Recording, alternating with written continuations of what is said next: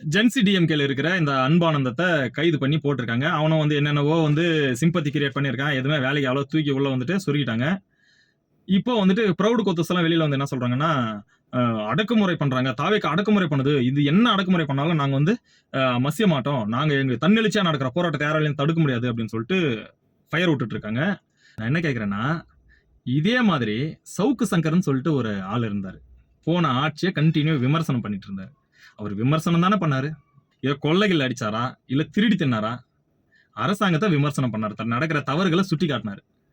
அவரை படுத்தின பாடுல அவங்க அம்மாவை டார்ச்சர் பண்ணி பண்ணி அவர் ஜெயில இருக்கும்போது இவர் அவங்க வந்து இங்க வாழ முடியாம பெங்களூருக்கு போய் தமிழ்நாட்டுல வாழ முடியாம பெங்களூர்ல போயிருந்ததுனால கவனிக்க ஆள் இல்லாம கடைசியில செத்து போயிட்டாங்க மக்களே. செத்து போயிட்டாங்க. இப்படியெல்லாம் கொடுமை பண்ணி அந்த சவுக்கு மீடியான்ற டீமையே அவங்க படுத்தின கொடுமை அவங்க சொல்லும் போது நமக்கு கண்ணு கலங்குது. இப்படியெல்லாம் பண்ணும்போது 2 காதுல பூ வச்சிருந்துக்கிறாங்க. 2 காதுல பூ வச்சுன்னு காதை மறைச்சிட்டு அதுக்கப்புறமா இப்ப அதை எடுத்துட்டு காது எல்லாமே காது கேக்குது, கண்ணு தெரியுது உங்களுக்கு. அப்ப எங்கடா போயிருந்தீங்க? அடக்குமுறை அடக்குமுறையை பத்தி பேசுறதுக்கு உங்களுக்கு எல்லாம் தகுதி இருக்கா ஃபர்ஸ்ட்? அப்படி இருக்கிற பட்சத்துல இன்னைக்கு இவங்க அடக்குமுறை பண்றான்னு சொல்லிட்டு இவங்க சொல்றாங்க. சவுக்கு சங்கர்ன்ற ஒரு மனுஷன் இன்னைக்கும் இந்த தாவேக்கு அரசையும் விமர்சனம் பண்றாரு. தாவேக்கு அரசையும் விமர்சனம் பண்றாரு. தாவேக்கு அரசில் நடக்கிற குற்றங்களையும் சொல்றாரு.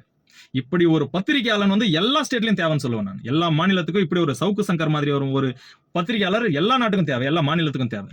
அவங்க இருக்கிறதுனாலதான் சட்டம் கொஞ்சம் சட்ட ஒழுங்கு கரெக்டா இருக்கும். இடிப்பார் இல்லாமல் ஏமாறா மன்னன் கெடுப்பாரற்ற கெடுவான்னு சொல்லுவாங்க.